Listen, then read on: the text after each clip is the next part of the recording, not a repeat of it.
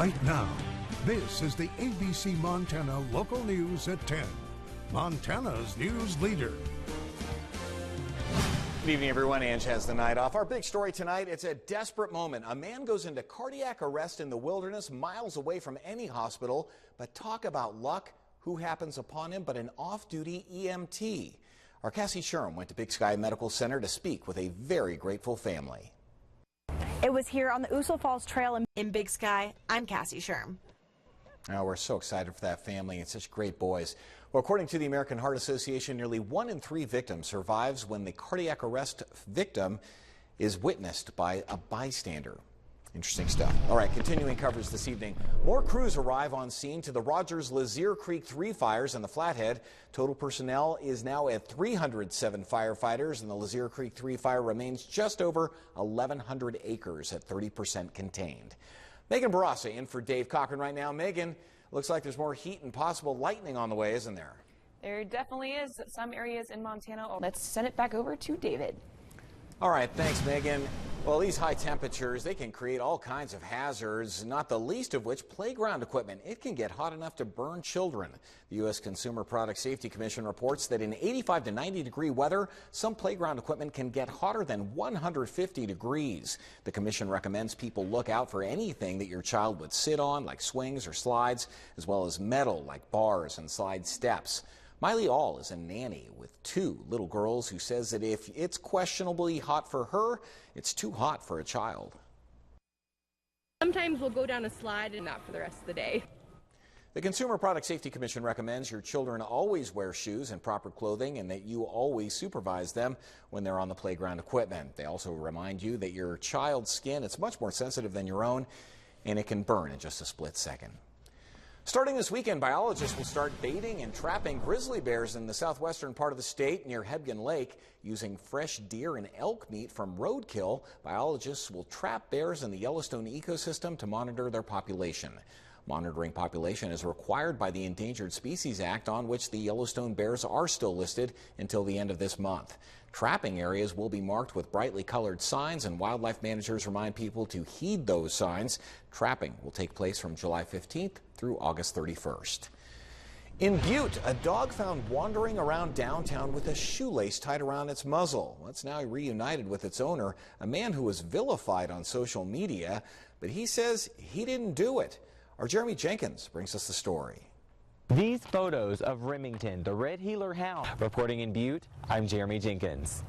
All right, thanks, Jeremy. It's that time of year again. Cherry growers in the Flathead, they prepare for the season to start, even though we are right in the middle of a Montana heat wave. Our Marin Sue brings us this report from the pit of Montana's cherry country.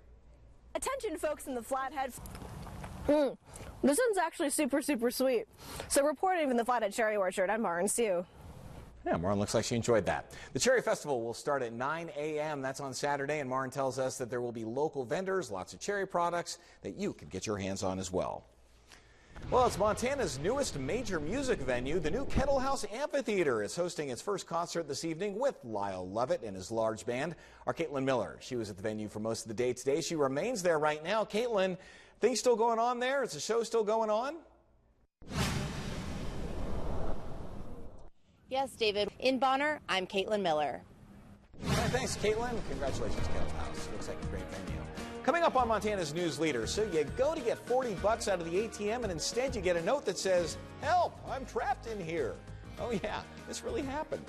That story coming up a little later in the newscast. And then just ahead, it's the largest healthcare fraud enforcement action in Justice Department history. Hundreds of medical professionals arrested. But first, in sports, one of the best prep football players in the state says where he wants to play college football, he's staying in Montana, but will it be for the Cats or for the Grizz? But before that, let's check out today's highs and lows.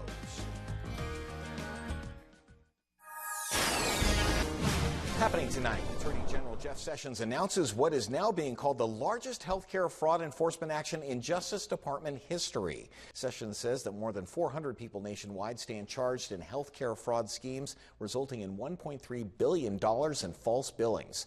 Those charged include 115 doctors and other healthcare providers.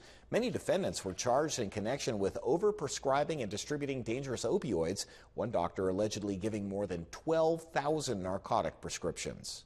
We are sending a clear message to criminals across this country. We will find you, we will bring you to justice, and you will pay a very high price for what you have done. A Lincoln mother is behind bars tonight, accused of being passed out drunk while caring for her 2 young children. Bartender Brittany Carter found her 5-year-old wandering alongside a busy highway 4th of July weekend. She says that she picked up the boy and carried him across the highway back to the bar. From what I was gathering from the 5-year-old was that his mom was drunk and passed out on the floor and his 2-year-old sister was home. The children were sent to a relative's house. The mother, Danielle Chapin, faces a misdemeanor charge of endangering the welfare of children. Industrial hemp returns as a new cash crop in the Treasure State, even though it became legal to grow here more than a decade ago. Our Taylor Chase speaks with the man who brought the seed to the Big Sky. Reporting in Dutton, I'm Taylor Chase. Thanks, Taylor. Kind of an unlikely guy to be growing pot. All right, up next, you've heard about water everywhere, but nary a drop to drink. How about money everywhere, but nary a cent to spend? What happens when a guy gets locked in an ATM? Right after the break. Now, you ever have one of those days at work, just one of those days? Yep.